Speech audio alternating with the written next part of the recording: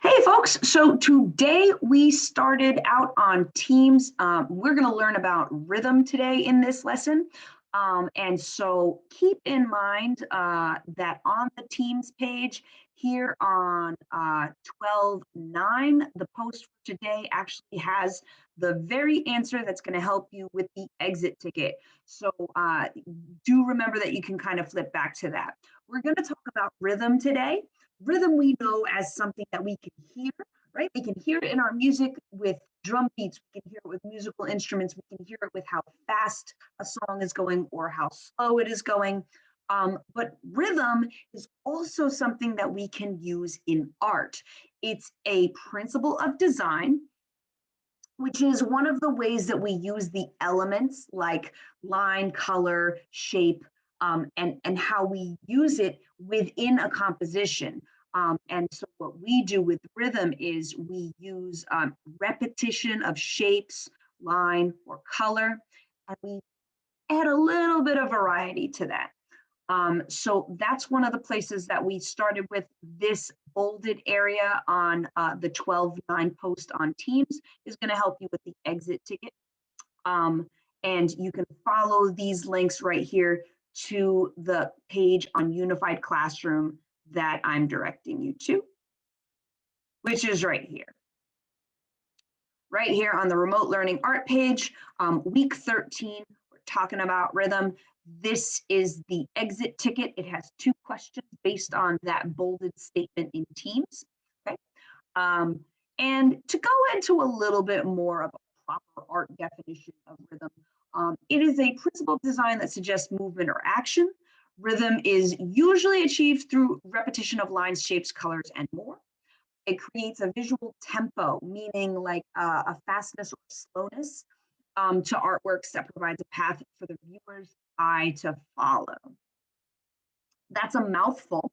And what we're going to do is we're going to watch a quick video. We're not going to watch the whole thing, but we are going to watch like a little bit of it to help try and make that visual auditory connection, right? So you're going to see, you're going to hear some music and you're going to see some visuals that are timed perfectly to kind of occur together. This might be something that you're familiar with. They're called the Line Riders. It's a game. These are super, super fun to watch on YouTube. And we're just going to watch a little bit of this one. Okay. But you can see there are plenty others listed on this page, which I've also created a link to. Okay.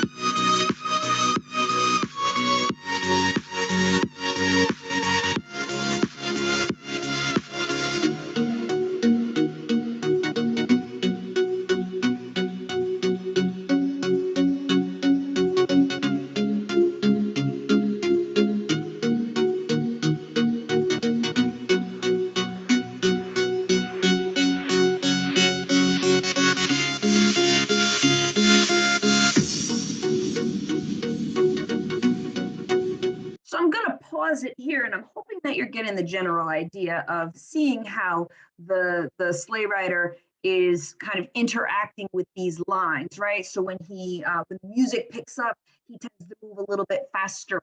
Or if you're hearing like the drum beats somewhere in the middle, you were noticing that he was bouncing off on other on some of the other lines, or maybe the lines had a different quality to them when the sleigh bounced into it.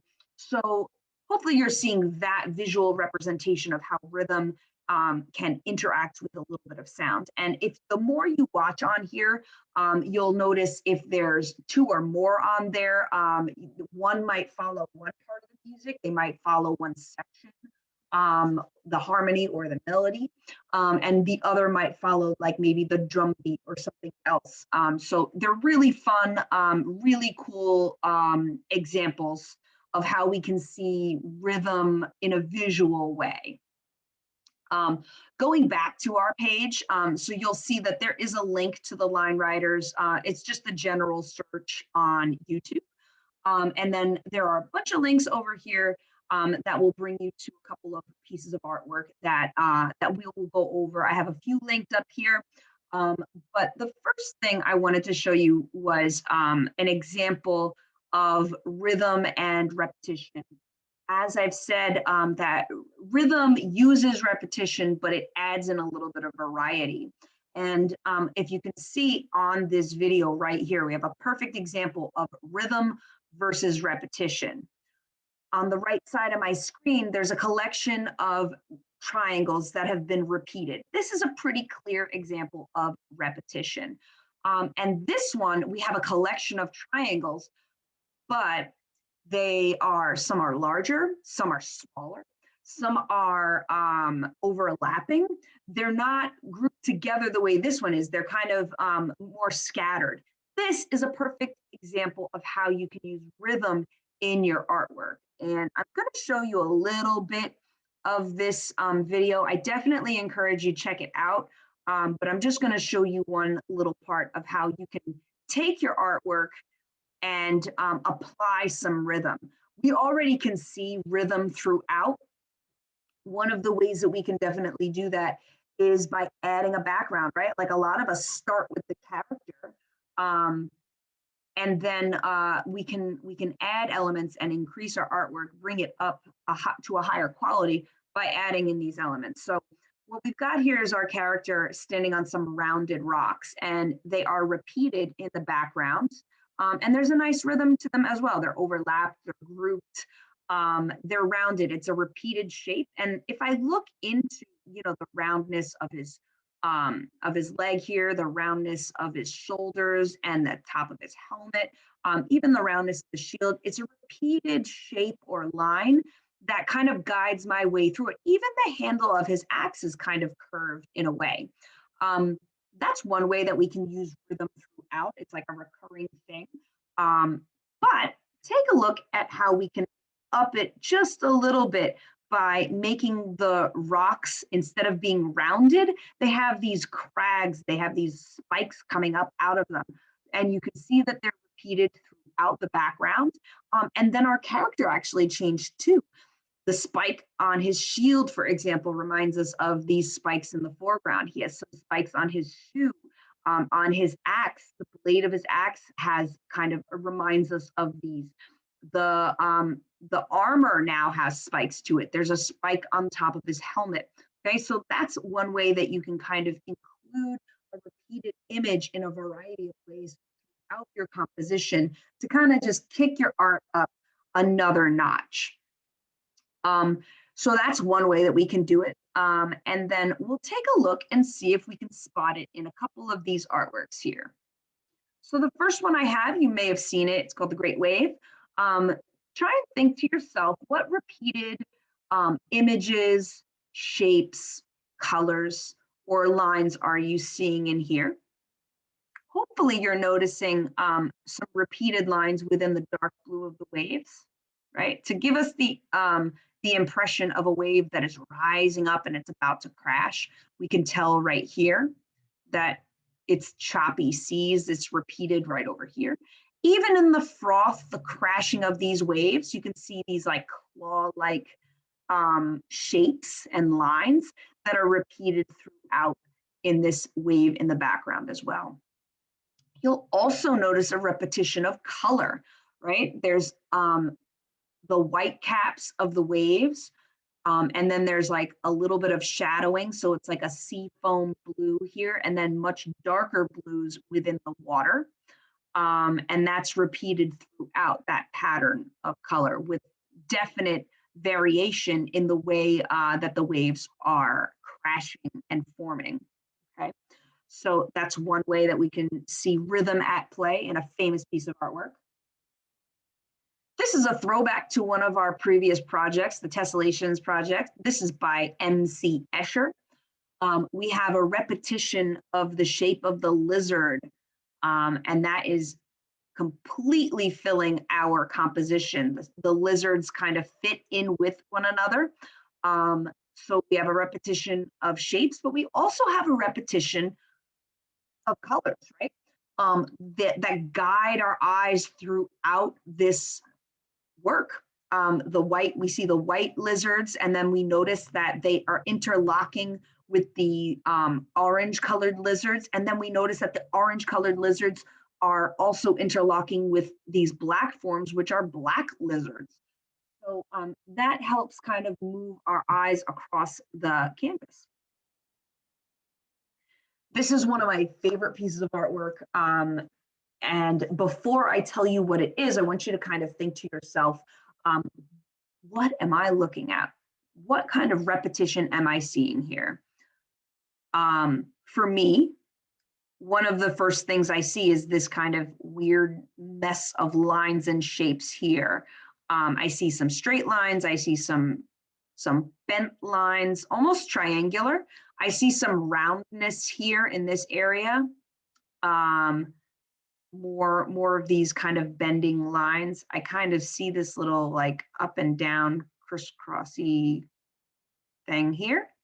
And then I kind of look at like some of the roundness and the lines that I'm seeing in the background. I'm taking a look here. This is definitely an abstract piece. It's definitely a visual puzzle that challenges the viewer to see what it is that the picture might be. It's broken up. It's like a visual puzzle. I'm going to now tell you the name of this piece. It's called Nude Descending Stairs. And hopefully that's going to make you see this collection of lines and shapes here.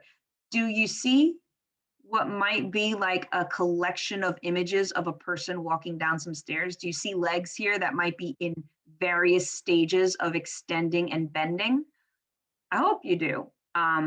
This might be like the middle of the body. If it's a nude, maybe this is the bum, the backside. And if you look even back here, these repeated shapes here kind of look like some stairs, right? Maybe a spiral staircase of some sort. So that's another cool way that this like literally creates a movement. And this was cool. Fun fact about this is that the artist, his name is Marcel Duchamp, actually photographed somebody coming down the stairs. So there's a series of photographs of a person coming down some stairs, and he just kind of overlapped them as if almost as if your video was lagging or it dragged or something.